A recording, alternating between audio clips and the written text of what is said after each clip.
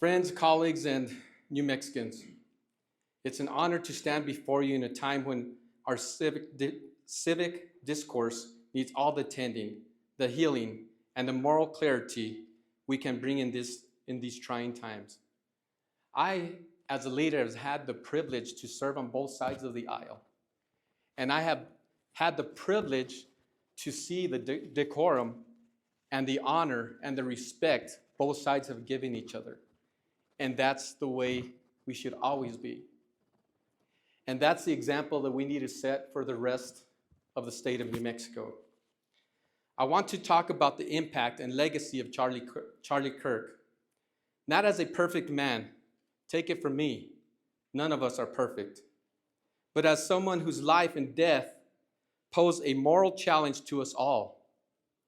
And I want to highlight the example set by his wife, Erica Kirk, whose act of forgiveness gives us a model for how we can come together as New Mexicans, despite our differences and disagreements. Charlie Kirk was truly the human definition of free speech. He was bold. He spoke with energy. He challenged the comfortable beliefs of both the left and the right. He took conservative ideas, freedom, individual responsibility, faith and strength, and he applied them not just to policy debates, but to the culture at large. Charlie Kirk's influence extended across generations. Young people across the country found a voice in him. He pushed for activism, engagement, faith, and the conviction that one person can move the needle. He didn't just debate, he galvanized. In doing so, he reintroduced for many the fact that ideas matter and that everyone's perspective matters. Many hear only a short clip and take his words out of context. If that's you, I urge you to listen.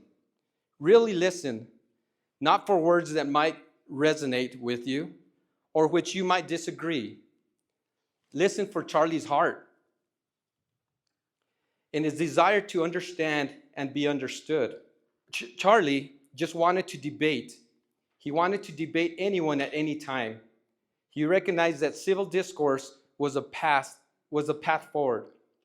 You will also notice that Charlie debated people from a place of love.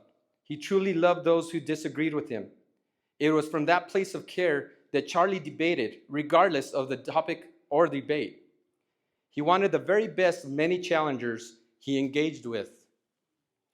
Unfortunately, his attacker didn't take the time to notice these things and crossed the line that can never be uncrossed. In the wake of Charlie Kirk's assassination, Erica Kirk offered something remarkable. She said, and I quote, "My husband, Charlie, he wanted to save young men, just like the one who took his life.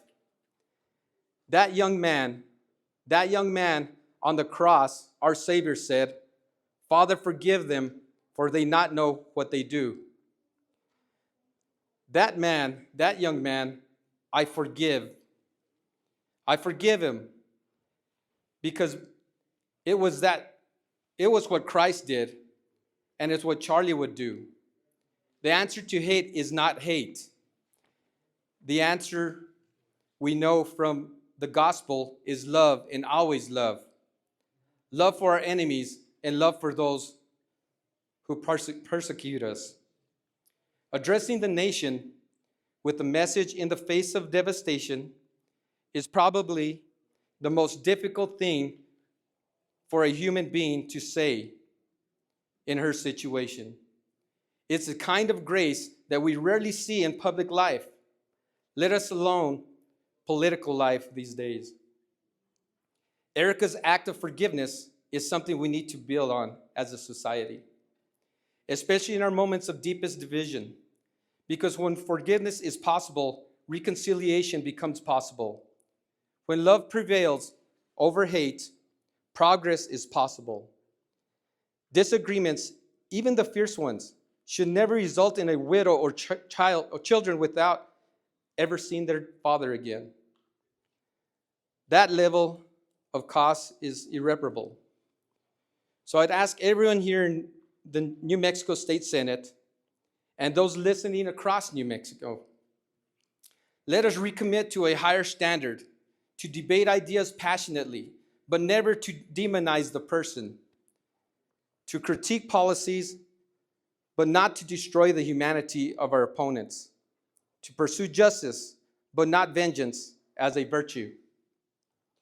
Every day in every community of our state, from the rural corners of Hidalgo County to the heights of Santa Fe, from the mesas of Aztec to the neighborhoods of Albuquerque, we are familia. We are family. We all care about the same things, protecting our families, raising our children, and making this a better place for the next generation. Let us honor Charlie Kirk's memory by doing better, not just in causes, but in character. Let us honor Erica Kirk's example by investing in forgiveness, civility, and humility.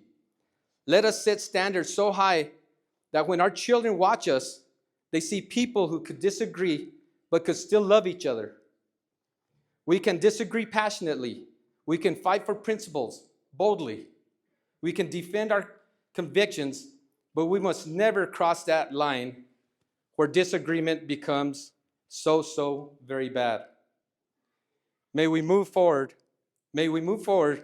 Charlie's boldness and Erica's mercy as we chart a New Mexico that speaks with courage but lives with grace. New Mexico is better than that, better than what happened to Charlie Kirk. I ask everyone in this chamber to speak in peace. Thank you, and may God bless you, your families, and this great state of New Mexico. Dios los bendiga, y Dios bendiga el estado de Nuevo México. Thank you very much.